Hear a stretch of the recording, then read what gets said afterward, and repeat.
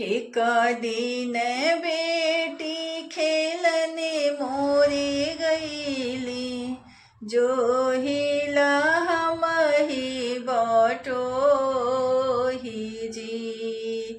आजू ही बेटी खेलने मोरे गईली, जो हिला हम ही बटोही जी। दुआरा से पापा आंगन बीचे ठाड़ है, काहे धनिया मनवा उदास जी। दुआरा से पापा आंगन ठाड़ भइल, काहे धनिया मनवा उदास जी।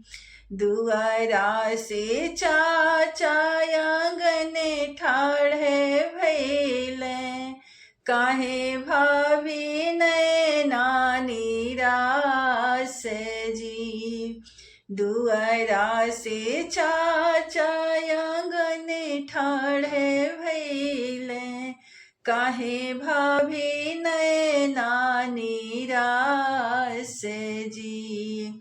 आजू ही बेटी खेलने मोरे गईली, काल ससुर घरे जाई जी। आजू ही बेटी खेलने मोरे गईली, काल ससुर घरे जाई जी। ऐसाने बोली जानी बोली मोरे प्रभु, हमारे कलेज में पीरे जी। ऐसाने बोली जानी बोली मोरे देवरी, हमारे कलेज में पीरे जी। के ही अपने ही गोदी बैठैबे, के मोके भोरवा जगाई जी। के ही मोरे ही गोदी बैठी हैं, के मोके भोरवा जगाई जी। के ही खोरवा ने दूधवा पियबे, के करबे दुलारे हो। के मैं खोरवा ने दूधवा पियबे, के करबे दुलारे हो। के करे आंचल में हम ही छिपैबे, बेटी ही जय ससुराल जी। के त हम ही हो आंचल छिपैबे, बेटी जई है ससुराली हो।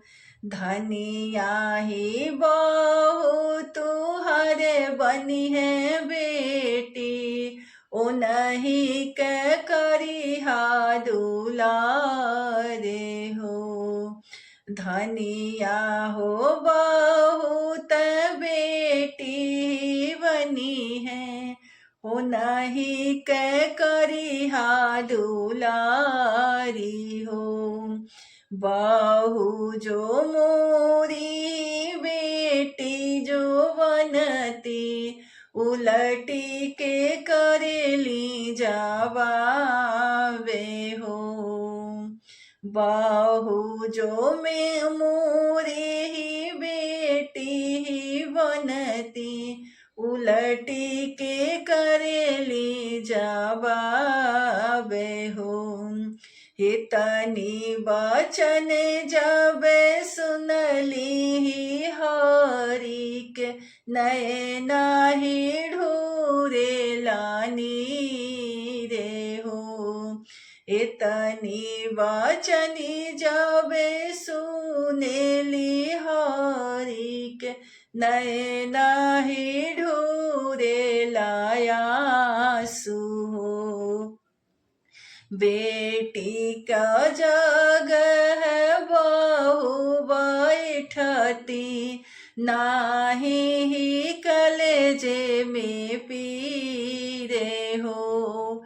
बेटी का जग है बहु बैठती, नाही कलेजे उठे पीरे हो।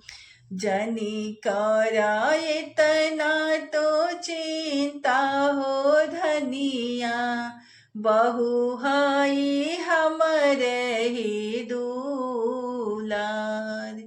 जनी करा इतना तो चिंता हो धनिया, बहु कही करबे दुलारे हो। बहुत कही लोटा पनिया दी है, बहु ही मथवा दवाई हो। बहुत एक लोटा पनिया पियई है, बहुत मथवा दवाई जी। नैना ही ढूरे ले असुआ ही पोछी है,